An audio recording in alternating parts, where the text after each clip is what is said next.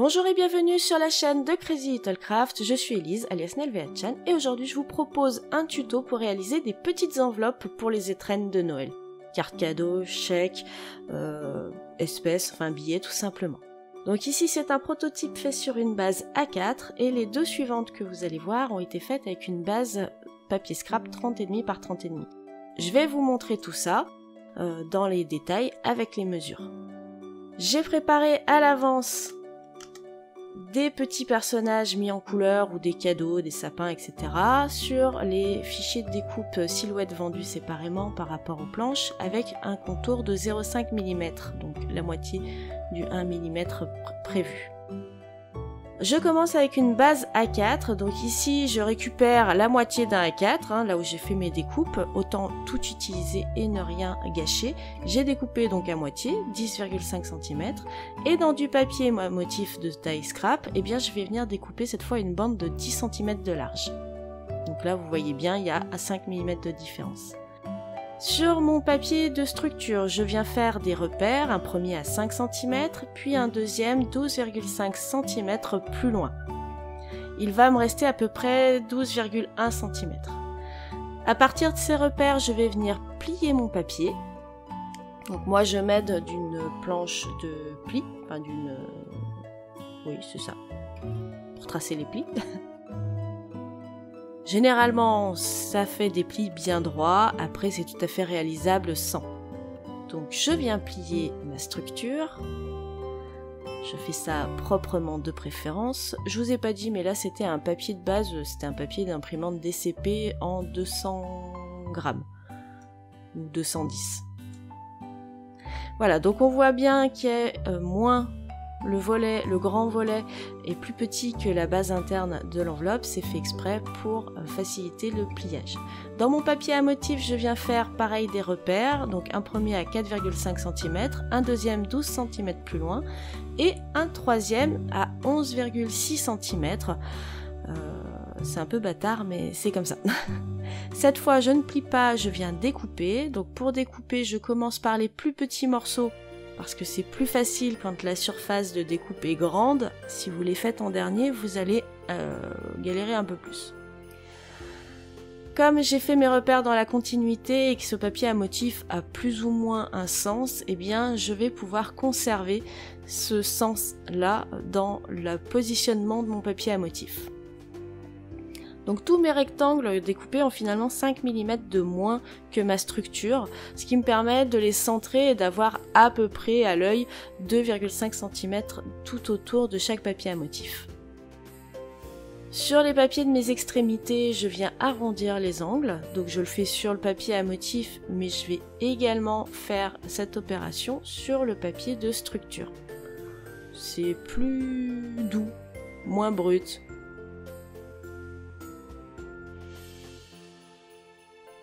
Dans le reste de mon papier à motif, je vais d'abord découper une bande de 10 cm encore que je vais garder pour une autre enveloppe, celle qu'on réalisera après. Et dans ce qui me reste, eh bien, j'enlève la frise du bas, je la garde bien précieusement parce que ça va me permettre de faire de la déco.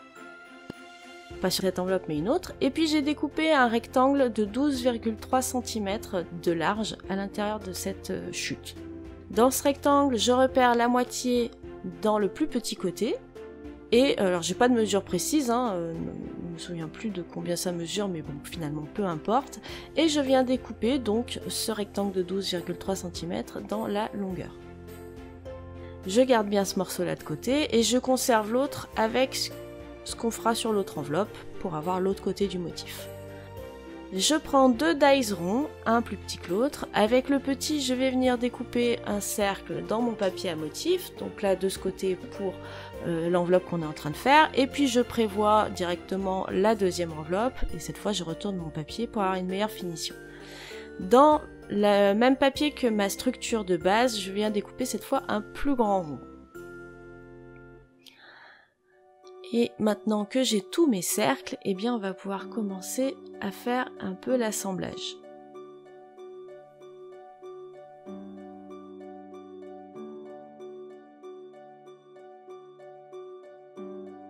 Je n'oublie pas de faire les angles de ma pochette intérieure, voilà, ça c'est fait, je la pose de côté et maintenant je vais venir coller mes papiers à motifs sur ma structure. Donc je commence moi par le plus petit côté, ce qui me permet d'avoir la continuité de mon papier à motif. Si votre papier à motif n'a pas de jonction visible, très franchement vous faites un peu comme vous voulez, comme le papier rouge avec la neige qui tombe, c'est pareil, là je vais pas faire dans la continuité. Bon, c'est un détail, personne ne le verra, mais pour moi c'était important que les papiers se suivent correctement.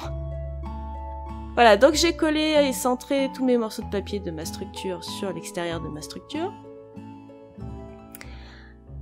Et puis maintenant on va passer donc à la pochette intérieure. J'oublie pas d'enlever les petits repères faits au crayon. Et je viens coller donc cette pochette, alors faites ça un peu mieux que moi, mais sur seulement 3 côtés. Et je viens la positionner bien à ras du côté bas de mon enveloppe.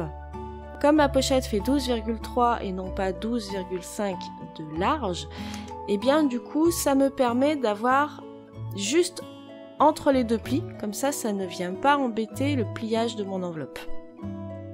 Maintenant on va passer au système de fermeture. Donc j'ai choisi dans tous mes petits sujets mis en couleur ce petit trio de cadeaux. Je trouvais qu'il allait bien vu que mon enveloppe n'a pas forcément un attrait Noël, un style Noël.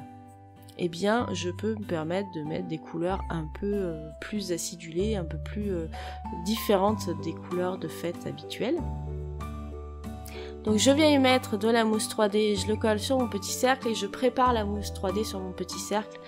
Vous voyez qu'ils sont l'un au-dessus de l'autre là sur la vidéo, mais pour le moment ils sont pas collés.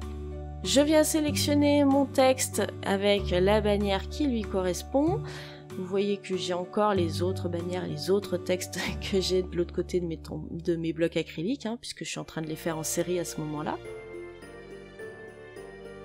Et à l'œil, j'aurais pu utiliser mon négatif de coupe, mais bon là je le fais à l'œil, je viens tamponner ma bannière et mon texte. Et mon texte, je viens le serrer à gauche volontairement, puisque la partie droite de cette petite bannière va me servir pour le collage. Donc on va éviter de cacher le message quand on va venir coller.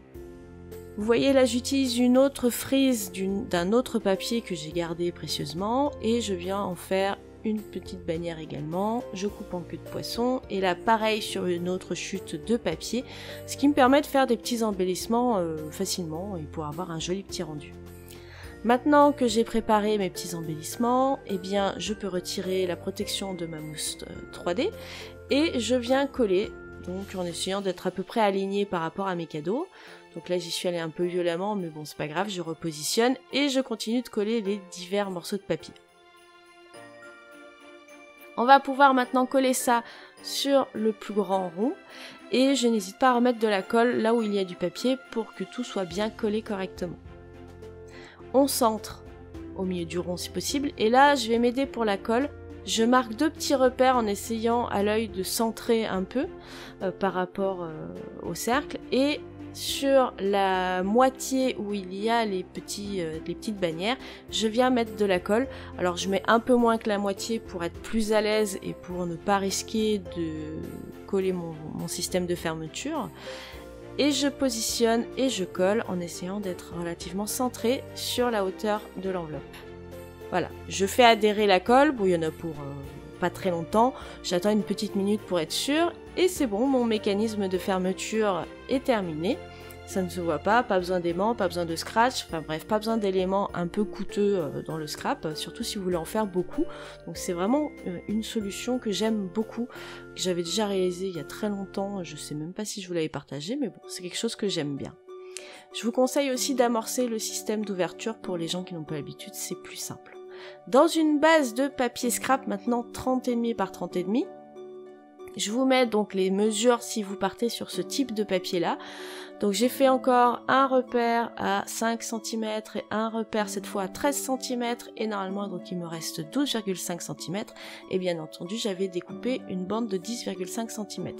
Dans le papier à motif que j'avais déjà découpé à 10 cm, eh bien je suis venue découper 3 nouveaux rectangles, donc un premier à 4,5, un deuxième à 12 et un troisième à 12,5.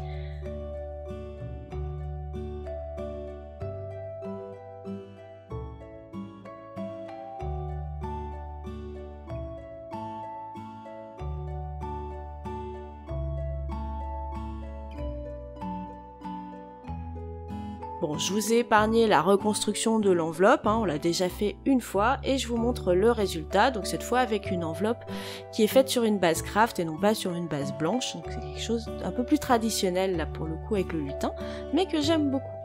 Et en même temps que je faisais ces enveloppes avec vous, eh bien j'ai pensé que je pouvais en faire aussi en format vertical, donc j'ai réalisé quelques enveloppes en vertical.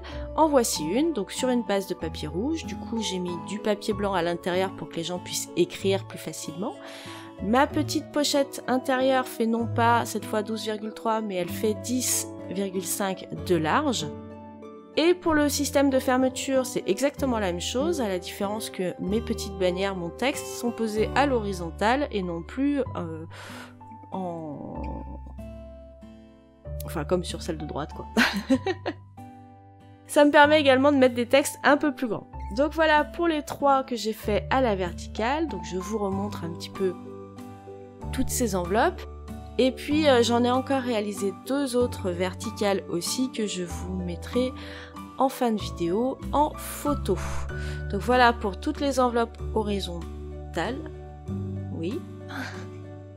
Au total, donc j'ai réalisé 10 enveloppes et sur ces 10 enveloppes que j'ai proposées sur un petit marché créatif fin novembre, eh bien il y en a 8 qui sont parties assez rapidement, assez facilement. Par contre, eh bien les 2 qui me restent sont les 2 que vous voyez là parce que les personnes ne voulaient pas qu'il y ait marqué Joyeux Noël dessus. Donc c'était un peu bizarre, mais bon, c'était comme ça. En tout cas, j'espère que le tuto vous aura plu. N'hésitez pas à laisser un petit commentaire. Et moi, je vous retrouve très bientôt. Je vous fais plein de gros bisous. Bye bye!